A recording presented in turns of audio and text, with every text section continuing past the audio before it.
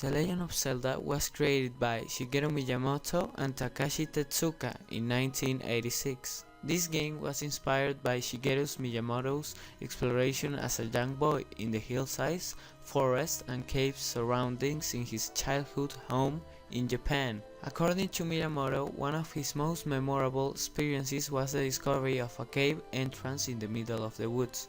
After some hesitation, he entered the cave and explored its depths with the aid of a lantern.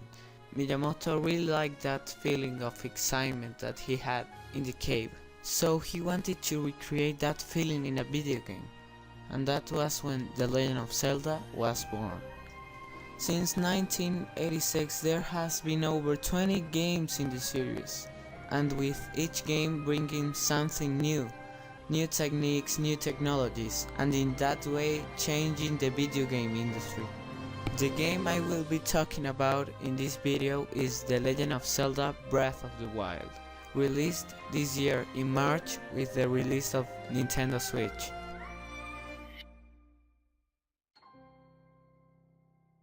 So, what makes a video game a form of art? Well, video games have so many elements that makes them art, like its story, its music, the voice narration from the characters, the graphics from the game, and the physics engines. That's why in this video we will be analyzing all these elements. Well, first I will be talking about its story. Breath of the Wild has one of the best stories in a Zelda game. The game begins with a Link that has lost its memory and awakens in a mysterious sanctuary, not knowing how or why it ended there. The only clue about his past will be given by a voice that commits him to the mission of ending the evil of Ganon.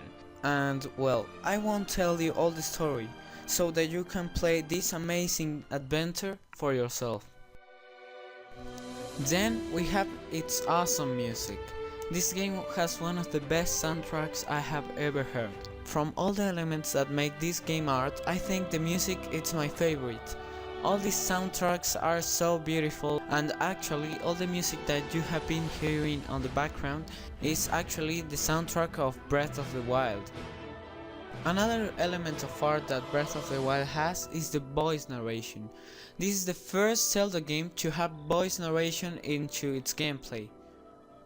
9 languages are available in the game for you to listen to, including Japanese, English, French, Canadian French, German, Spanish, Latin American Spanish, Italian, and Russian. Here I leave you a sample.